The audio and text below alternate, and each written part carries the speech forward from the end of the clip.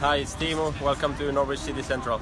Hello everybody, Lewis, Norwich City Central. I hope you're doing well. It's been a little while since I've got my camera out and I've been speaking to you guys, but Norwich City are back in action after what has been a 2-week winter break, which has been incredibly annoying, incredibly frustrating, because when you see Norwich City win games, you just want to see the next one. But Norwich City are back in action in the FA Cup, the fourth round of the FA Cup.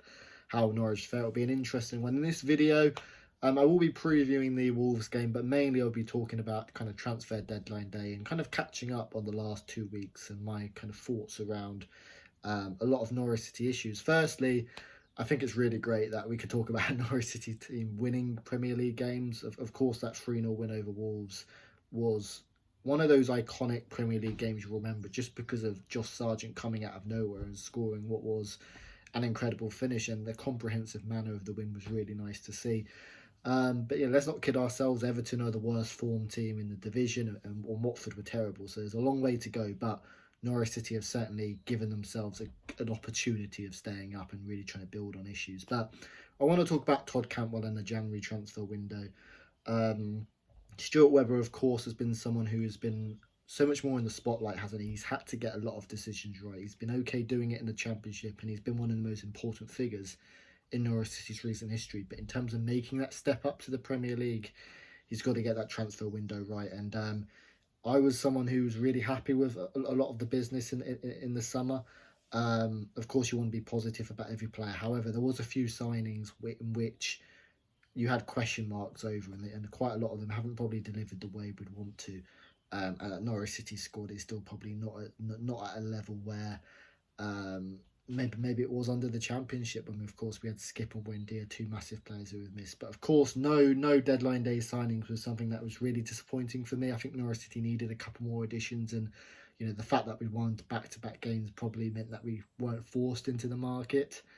But it still would have been nice, because I think we saw, didn't we, in that December period when we had COVID and there was injuries, just those injuries to Rashika, to Norman, and our squad looked completely depleted. And although we have got the numbers and we've got a pretty good sized squad, you have to look at our squad, particularly I think defensively we're okay, but particularly in those midfield areas and striker areas. We haven't got any other strikers on the bench when we play the 2 system. And in midfield, players like Dow, Poeta, and a couple of others as well. You don't want to single out names, but you do question whether it would have been nice to have a couple more additions. For me, particularly in that striker area and the wing position, because we need goals and you need to try and find some extra bodies in there.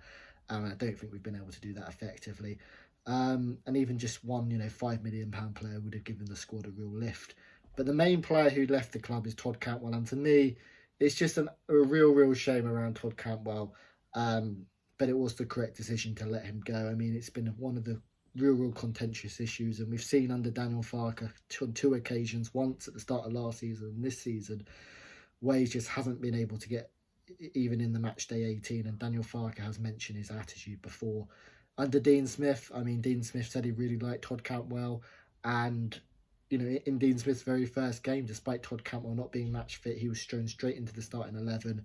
And since Dean Smith's been at the club, Todd Cantwell has not been able to kick on, culminating in the last couple of games where Todd Cantwell hasn't even been able to make the bench, and very similarly to Daniel Farke, fallen out of favour.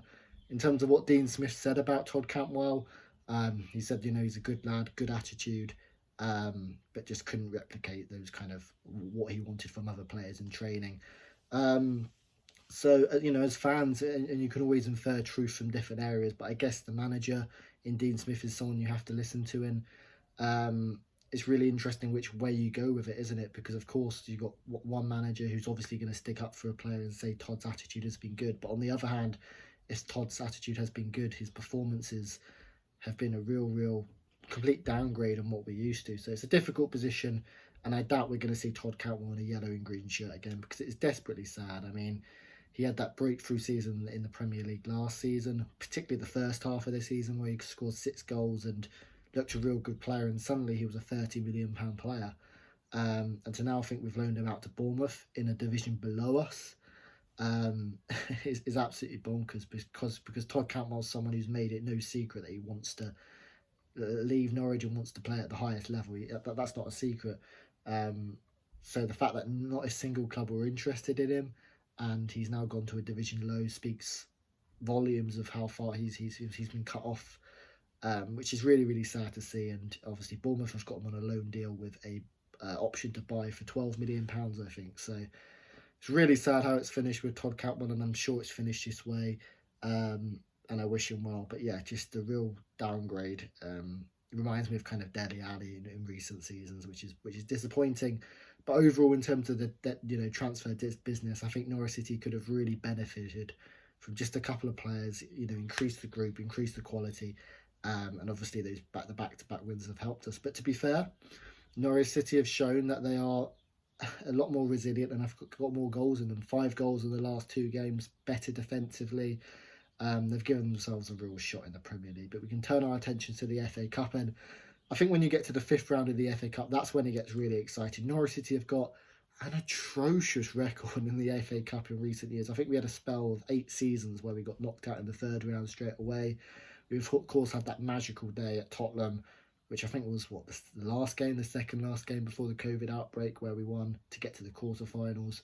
This is going to be a really difficult game against Wolves, and I've been so impressed with Wolves this season. They don't score many goals, but they certainly don't concede many, and they've been a real interesting team to watch. Obviously, they're kind of looking towards the European places in the Premier League, and yeah, don't score many goals, but defensively are so solid in that back 5.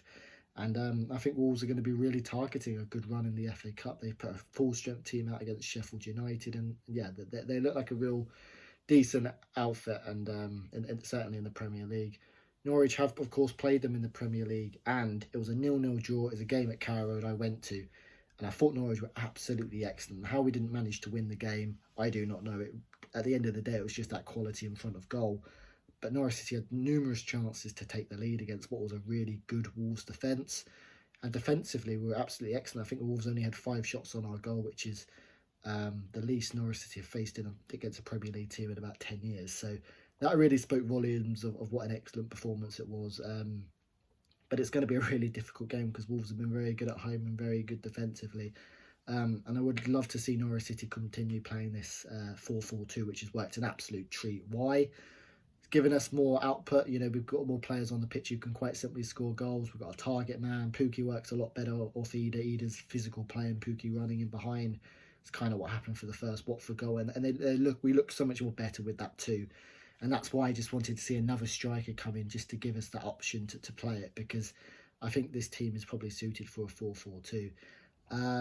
But yeah, in terms of the team selection, I really don't know what team we're going to play. I'd like to see a relatively strong team, but I think Giannoulis deserves a shot back in the team. Kabak does deserve a spot, and of course the really exciting ones in terms of injuries coming back.